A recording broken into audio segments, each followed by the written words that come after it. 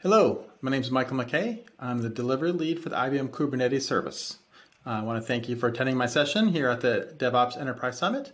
And I also like to thank the organizers of this event, and especially for having it in October, which gives me the opportunity to show off some of my Halloween decorations. You can see my background here.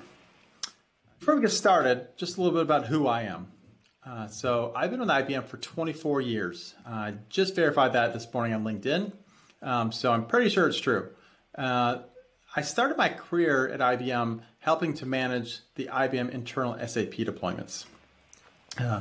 Then I spent a sizable portion of my career building products for IBM Tivoli. And finally, for the past 7 years, I've been building and helping to operate the IBM Cloud. What's cool about what I'm doing today, it's really a combination of what I did early on in my career helping to manage those SAP environments and also building code and building products for IBM Tivoli. So basically now I write code and I have to run it and operate it as well. One other tidbit about myself is that I have 4 kids and 3 cats. So most of the time I find managing and juggling delivery at scale to be much, much easier than what I have to deal with at home, especially during the days of COVID here. So a bit about the IBM Kubernetes Service. We serve as the basis for most of the services in IBM Cloud. We're currently running in 6 regions across the globe and 35 data centers.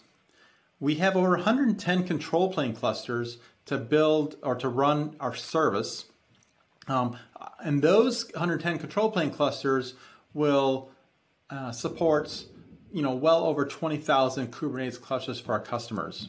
So on each one of these clusters that we operate and manage, and also our control plane clusters, we have various pieces of code, microservices, configurations that we have to ensure get pushed out and managed appropriately.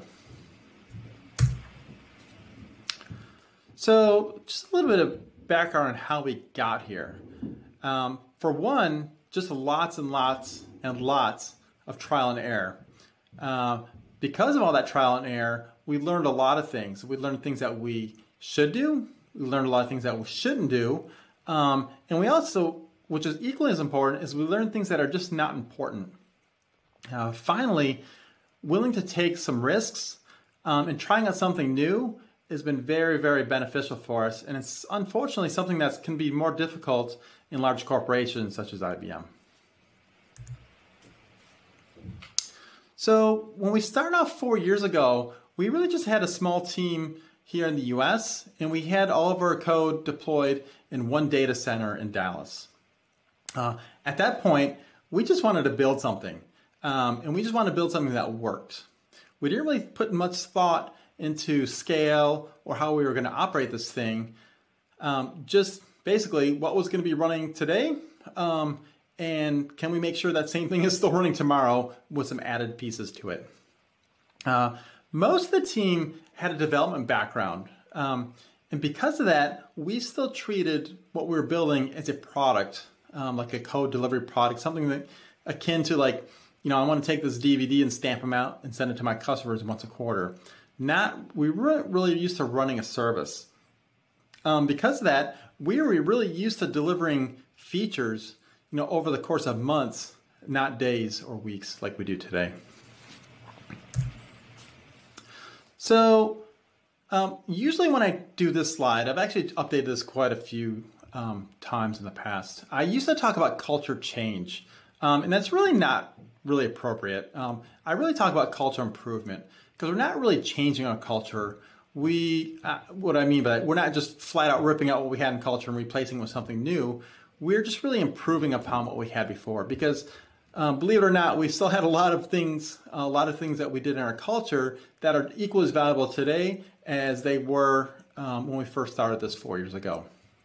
When we talked about culture improvement, I used to have a big long list of things that we did, but what I find most important is, I guess, what I've been calling democratizing DevOps.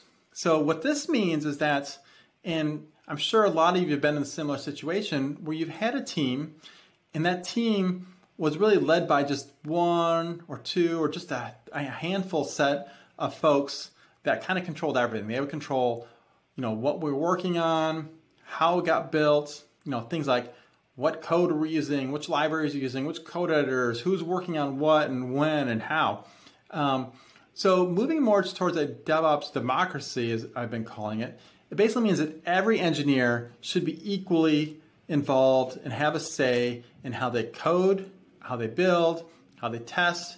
And not only that, but they also will all be part of building or deploying code into production. And this does wonders for how we build and operate the IBM Kubernetes Service. For one, it helped us to remove lots and lots of bottlenecks.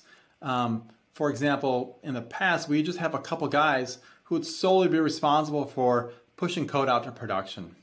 This was not only slow and cumbersome, but this also meant that those two guys were then tied up and not being able to do anything else.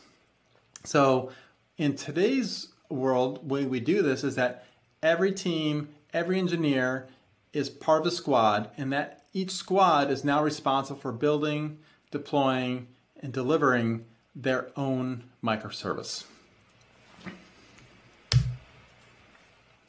So the next step we did was really change the way we think about continuous integration and continuous delivery. We always say that it's really hard to do progressive delivery if you can only deliver once a week. So our previous approach to